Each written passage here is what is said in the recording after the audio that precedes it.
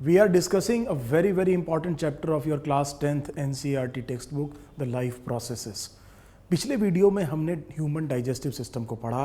उम्मीद है आपने बहुत अच्छे से उसको समझ लिया होगा। हम अपना ये डिस्कशन जारी रख रहे हैं। आज हम आपको पढ़ाएंगे ह्यूमन रेस्पिरेटरी सिस्टम। सो बहुत ध्यान से करिएगा, बहुत इंपॉर्टेंट चैप्टर है। आगे जो बच्चे मेडिकल एंट्रेंस की तैयारी कर रहे हैं, ह्यूमन फिजियोलॉजी की जो बेसिक्स हैं वो यहाँ से आपने सीखनी शुरू करनी है। So please play very close attention to what I am saying in this video. So human respiratory system को जब हम डिस्कस करेंगे तो हमें इसके 4 फैसेट्स को डिस्कस करना होगा।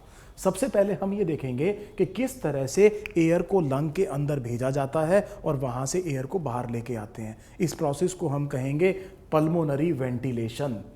सो पहली चीज़ तो ह्यूमन रेस्पिरेटरी सिस्टम में मुझे ये देखना होगा कि जो हमारे रेस्पिरेटरी ऑर्गन्स हैं, लंग्स हैं, उनको वेंटिलेट कैसे किया जाता है, उनके अंदर एयर कैसे पहुंचाई जाती है और वहाँ से एयर को बाहर कैसे लाया जाता है। इस प्रोसेस को हम कैजुअली कह सकते हैं ब्रीदिंग, और इसके 2 फेजेस होंगे, एक ब्रीदिंग इन जिसे आप कहेंगे इनहलेशन और ब्रीदिंग आउट जिसे आप कहेंगे एक्सहलेशन।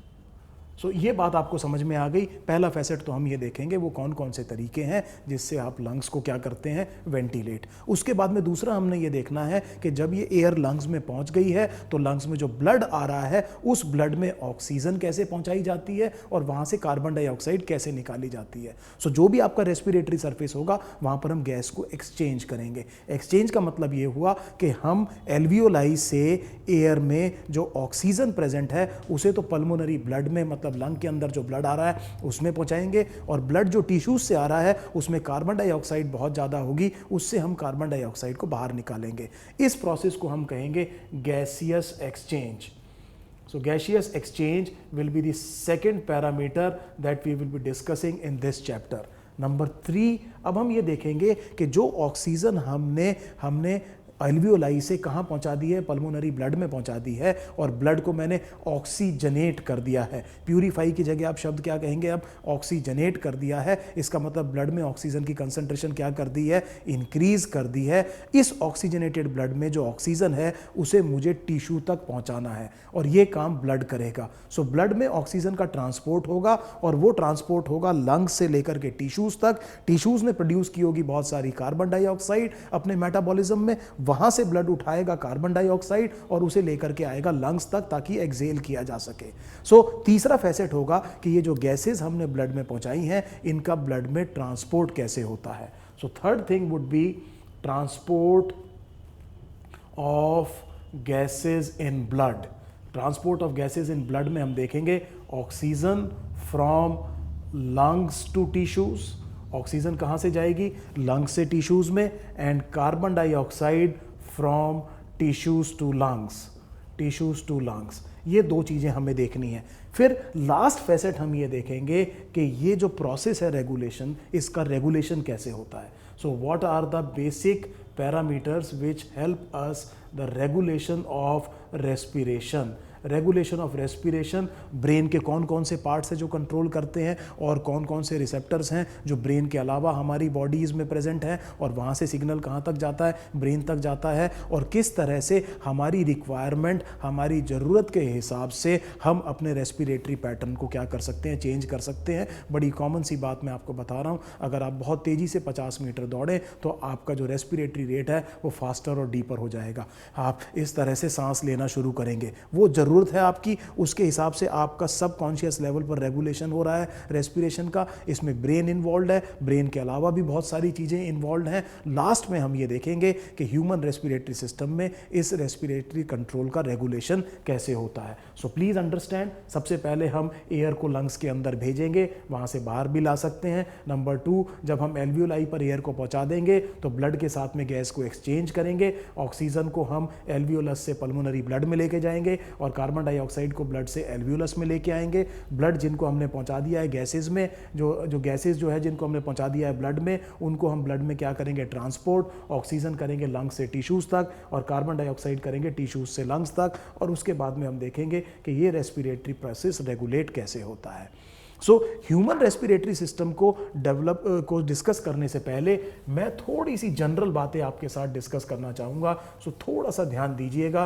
अब हम ये देख रहे हैं कि जो यूनिसेलुलर ऑर्गेनिजम्स हैं, जो यूनिसेलुलर ऑर्गेनिजम्स हैं वो अपने सरफेस से ही गैस को एक्सचेंज कर लेते हैं। इसका मतलब उनका जो सेल का सरफेस है वो ही रेस्पिरेटरी सरफेस है। यूनिसेलुलर ऑर्गेनिज्म आप जानते हैं एक ही सेल है, सेल को जो रिक्वायरमेंट है ऑक्सीजन की वो डिफ्यूजन से कहाँ आ जाएगी, एनवायरनमेंट से सेल के अंदर आ जाएगी, और सेल ने अपने मेटाबॉलिज्म में जो कार्बन डाइऑक्साइड प्रोड्यूस किया है वो कहाँ चला जाएगा, बाहर एनवायरनमेंट में चला जाएगा। सेल अपनी चीज़ें किससे करेगा एक्सचेंज, एनवायरनमेंट से एक्सचेंज करेगा। यही चीज़ हम देखेंगे कि जो प्रिमिटिव एनिमल्स हैं, प्रिमिटिव एनिमल्स में भी हम ये देखेंगे कि वो बॉडी सरफेस से डायरेक्टली एनवायरनमेंट के साथ गैस को क्या करते हैं, एक्सचेंज करते हैं। और रेस्पिरेटरी गैसेस ऑफ इंपॉर्टेंस जिनमें दो हो गई, ऑक्सीजन और carbon dioxide, they follow simple laws of diffusion, simple physical laws of diffusion. That means they move from their higher partial pressure to the lower partial pressure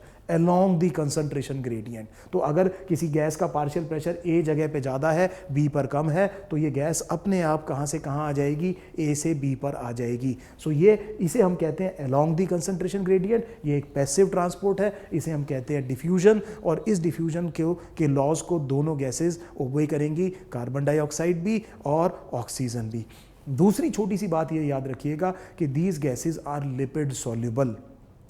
so ये बड़ा मुश्किल concept नहीं है, इसको थोड़ा सा दिमाग लगाइए। हम ये कह रहे हैं कि ऑक्सीजन और कार्बन डाइऑक्साइड दोनों क्या हैं, लिपिड सॉल्युबल हैं। लिपिड सॉल्युबिलिटी कार्बन डाइऑक्साइड की ऑक्सीजन से क्या है, ज़्यादा है। इसका मतलब ये हुआ कि आप 9th में पढ़ के आए हैं कि सेल के चारों तरफ एक फॉस्फोलिपिड की लेयर होती है, फॉस्फोलिपिड की मेम्ब्रेन होती है, बाई लेयर बनती है। आपको ध्यान होगा 9th से स्ट्रक्चर ऑफ सेल में आपने पढ़ा है। और क्योंकि वो लिपिड की बनी है तो ऐसे सब्सटेंसेस जो लिपिड सॉल्युबल हैं वो इस मेम्ब्रेन के अक्रॉस क्या कर सकते हैं, डिफ्यूज कर सकते हैं। तो इसका मतलब कार्बन डाइऑक्साइड और ऑक्सीजन का सेल में घुसना या बाहर निकलना बहुत बड़ी प्रॉब्लम नहीं है, because they are lipid soluble. So पहली बात तो मुझे ये समझ में आ गई।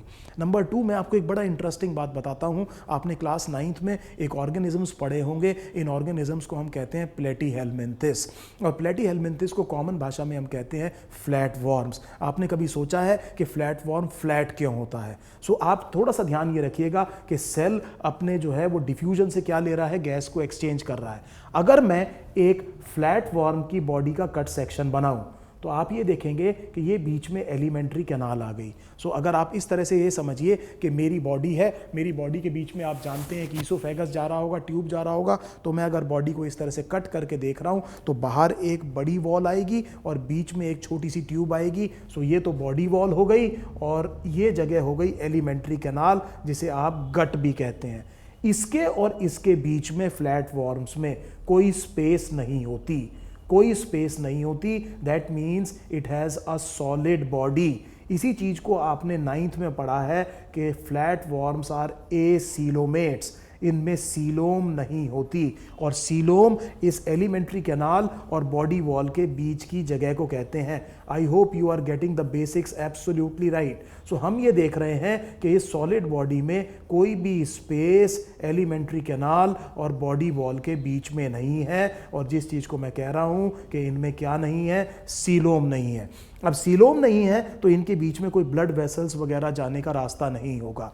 इसका मतलब ये हुआ कि ये जो सेल्स हैं इनको अपनी गैस की रिक्वायरमेंट, गैस एक्सचेंज की रिक्वायरमेंट एनवायरनमेंट से, डिफ्यूजन से पूरी करनी पड़ेगी, क्योंकि इनमें कोई ब्लड वेसल नहीं है, कोई ब्लड वेसल नहीं है जो कि ऑक्सीजन को पहुंचा रही हो सेल के पास और वहां से कार्बन डाइऑक्साइड उठा करके आ रही हो। और ये ब्लड वेसल के लिए स्पेस नहीं है और इनमें क्या नहीं है, सीलोम नहीं है।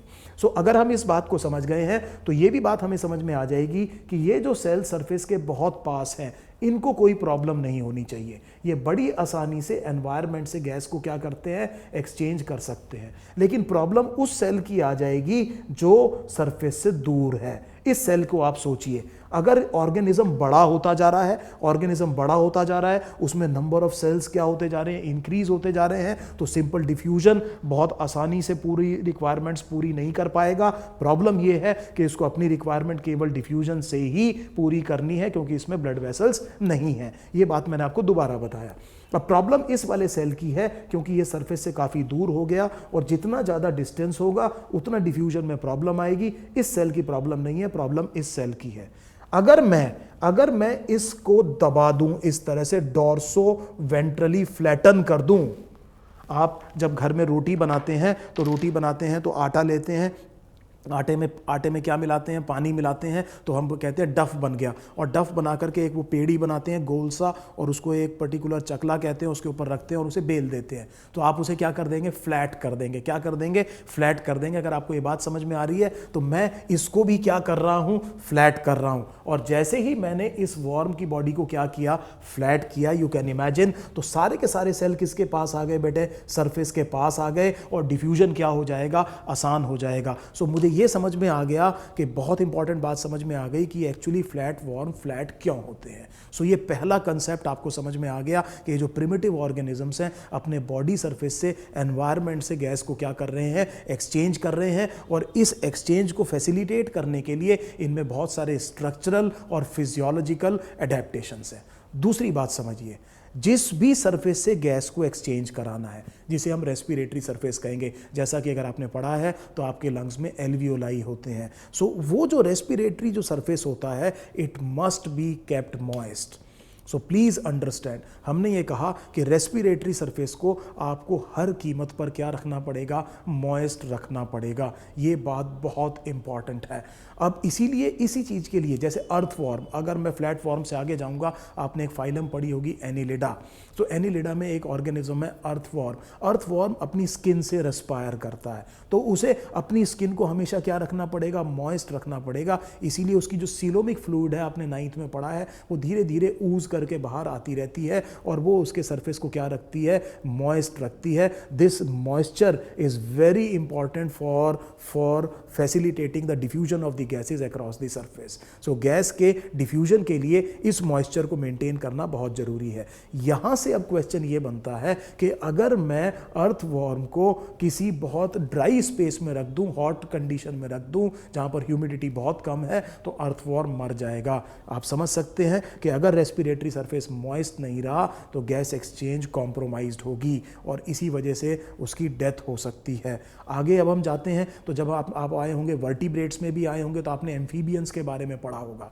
सो एम्फीबियंस में जब मैं फ्रॉग की बात करता हूं, तो हालांकि फ्रॉग जो एम्फीबियंस हैं वो पानी से निकल के कहां पर आ गए हैं, लैंड पर आ गए हैं, लेकिन वो लैंड पर कभी भी बहुत ज़्यादा सक्सेसफुल नहीं हो पाए। उसकी एक वजह ये है कि उनको रेस्पायर करना पड़ता है अपनी स्किन से, जिसकी वजह ये है कि उनके लंग्स अभी बहुत ज़्यादा डेवलप नहीं हुए हैं। सो इसका मतलब ये हुआ कि लंग्स उनकी पूरी की पूरी रेस्पिरेटरी रिक्वायरमेंट्स को पूरा नहीं कर सकते, और उस रिक्वायरमेंट को ऐड ऑन करने के लिए उन्हें स्किन को अपने एक रेस्पिरेटरी सरफेस की तरह यूज़ करना पड़ता है। और अगर आप समझ सकते हैं कि स्किन को रेस्पिरेटरी सरफेस की तरह मैं यूज़ करूंगा, तो मुझे स्किन को क्या रखना होगा, मॉइस्ट रखना होगा। और अगर मुझे स्किन को मॉइस्ट रखना है तो मैं पानी से बहुत ज़्यादा दूर नहीं जा सकता, और ये ऑर्गेनिज्म हमेशा ऐसी कंडीशन में मिलेगा जो कि ह्यूमिड है। वेट ह्यूमिड कंडीशंस में आपको क्या मिलेंगे, फ्रॉग्स मिलेंगे। वो जनरली बहुत ज़्यादा ड्राई कंडीशंस में आसानी से सर्वाइव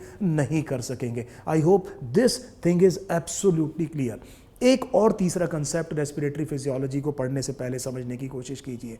वो कंसेप्ट ये है कि क्योंकि मुझे डिफ्यूजन कराना है, रेस्पिरेटरी सरफेस में हमेशा क्या होना है, डिफ्यूजन होना है। और डिफ्यूजन तब बहुत आसानी से होगा अगर जो सरफेस है जिसके अक्रॉस डिफ्यूजन होना है उसका सरफेस एरिया बहुत ज़्यादा है। सो जितना ज़्यादा सरफेस एरिया होगा उतनी आसानी से क्या होगा, डिफ्यूजन होगा। इसका मतलब ये हुआ कि जैसे जैसे ऑर्गेनिजम्स हायर होते जाएंगे उनमें स्पेशल ऑर्गन्स बनते जाएंगे रेस्पिरेशन में। तो वो जो रेस्पिरेटरी सरफेस एरिया है जहां पर डिफ्यूजन से गैस एक्सचेंज होना है, उसका सरफेस एरिया बहुत ज्यादा होना चाहिए। So that means there must be some anatomical adaptations that will increase the effective surface area of the respiratory surface, so the diffusion becomes very very easy. जैसे for example human lungs की अगर हम बात करें तो human lungs में 300 million alveoli हैं। 1 million का मतलब होता है 10 लाख। तो ह्यूमन लंग्स है अराउंड 300 मिलियन एल्वियोलाई। अगर हम इन एल्वियोलाई को अगर एक फ्लोर पे बिछा दें तो 10 मीटर बाय 10 मीटर के एरिया को वो कवर कर सकते हैं।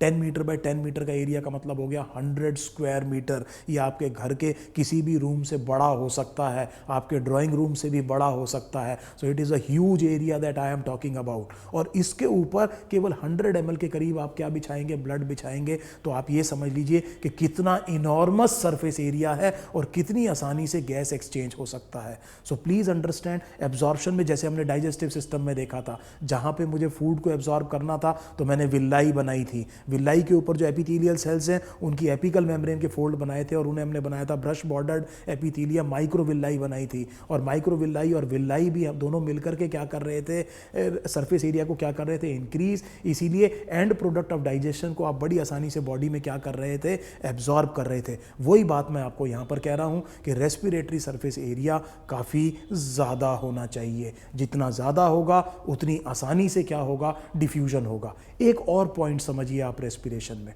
जब मैं वर्टिब्रेट्स की बात करता हूँ, अब मैं वर्टिब्रेट्स की बात कर रहा हूँ तो जो ऑर्गेनिज्म किस में रह रहा है, पानी में। फिश रह रहा है। फिश कहाँ रह रही है, पानी में। सो वर्टिब्रेट सीरीज़ की अगर हम बात करेंगे तो हम बात करेंगे फिश, फिश से इवॉल्व हुए एम्फीबियंस, एम्फीबियन से इवॉल्व हुए रेप्टाइल्स, और रेप्टाइल से इवॉल्व हुए, एक लाइन इवॉल्व हुई इनटू बर्ड्स और दूसरी हुई इनटू मैमल्स। सो ये एक वर्टिब्रेट सीरीज़ है। आप जानते हैं फिश किस में रहती है, पानी में। एम्फीबियंस कहाँ निकलने की कोशिश करी, बाहर, हालांकि लैंड पर बहुत ज़्यादा सक्सेसफुल नहीं हो पाए। पहले वर्टिब्रेट जो लैंड पर रियली में सक्सेसफुल हो पाए वो कौन है, रेप्टाइल्स। और बर्ड्स और मैमल्स लैंड पर काफ़ी क्या हुए, सक्सेसफुल हुए। सो मैं इसमें एक इवोल्यूशनरी फीचर देखने की कोशिश कर रहा हूँ। हम ये कह रहे हैं कि वो ऑर्गेनिज्म जो पानी में रह रहे हैं, जो ऑर्गेनिज्म पानी में रह रहे हैं, उन्हें ऑक्सीजन कहाँ से मिलेगी, उन्हें वो ऑक्सीजन मिलेगी जो पानी में डिसॉल्व्ड है। जो मैं हूं, मेरे को ऑक्सीजन कहां से मिल रही है, मैं सीधा एटमॉस्फेरिक एयर को इनहेल करके अपने लंग्स में लेके जा रहा हूं। और मैं ऑक्सीजन किससे निकाल रहा हूं, एटमॉस्फेरिक एयर से। और ये समझिए कि एटमॉस्फेरिक एयर में जो ऑक्सीजन की कंसंट्रेशन है वो 21% के अप्रॉक्सीमेटली करीब है। सो कितनी है, 21%, which is a very high number. So that means I am actually inhaling an air that is rich in oxygen. इसमें ऑक्सीजन की कंसंट्रेशन काफी ज्यादा है। तो ये मेरे लिए एक बहुत बड़ा एडवांटेज है। लेकिन प्रॉब्लम उस ऑर्गेनिज्म के लिए है जो पानी में रह रहा है। पानी में रहने में उसको रेस्पिरेटरी सरफेस मॉइस्ट रखने की प्रॉब्लम नहीं है। प्रॉब्लम यह है कि ऑक्सीजन उतनी ज्यादा पानी में डिसॉल्व नहीं होती। पानी में 21% ऑक्सीजन नहीं होगी, उससे बहुत कम क्या होगी, ऑक्सीजन होगी। सो ये प्रॉब्लम है उनके लिए, और उनको पानी में डिसॉल्व्ड ऑक्सीजन को निकालना है। सो अगर इस क्वेश्चन को अगर आ जाए कि इस वर्टिब्रेट में सबसे एफिशिएंट रेस्पिरेटरी सिस्टम किसका है, तो मैं आंसर दूंगा फिशेस का। ये क्वेश्चन कंट्रोवर्शियल है, थोड़ा ध्यान दीजिए। इस क्वेश्चन को मैं क्या समझाने की कोशिश कर रहा हूं, it is against the wisdom जो नॉर्मली हम सोचते हैं। हम सोचते हैं कि एफिशिएंट की मामले में बर्ड्स और मैमल्स होंगे, लेकिन मैं एफिशिएंसी वर्ड किसके लिए यूज कर रहा हूं, फिशेस के लिए यूज कर रहा हूं, क्योंकि फिशेस ऑक्सीजन किससे निकाल ले रही हैं, पानी से निकाल ले रही हैं। सो कम होने के बावजूद वो अपना काम चला ले रही हैं। इसीलिए हम कह रहे हैं कि फिशेस का जो रेस्पिरेटरी सिस्टम है वो सबसे ज्यादा क्या है, एफिशिएंट है। वो ऑर्गेनिज्म जो लैंड पर आ गया है उसकी और प्रॉब्लम्स हैं, उसको वाटर कंजर्व करना है, तो रेस्पिरेटरी सरफेस के लिए वो बड़े स्पेशल ऑर्गन्स बनाएगा। जैसे फॉर एग्जांपल आपकी बॉडी में क्या बने हैं, लंग्स, और इन लंग्स को वेंटिलेट करने के नए नए इवोल्यूशनरी फीचर्स इवॉल्व होंगे, और हाईएस्ट जो फीचर होंगे वो बर्ड्स और मैमल्स में होंगे। और बर्ड्स और मैमल्स में इसीलिए रेस्पिरेशन को हम काफ़ी एडवांस्ड कहते हैं। So that means birds and mammals have a very advanced respiratory system, they have very well developed lungs जो हमारे भी रेस्पिरेटरी ऑर्गन्स हैं, एंड दे हैव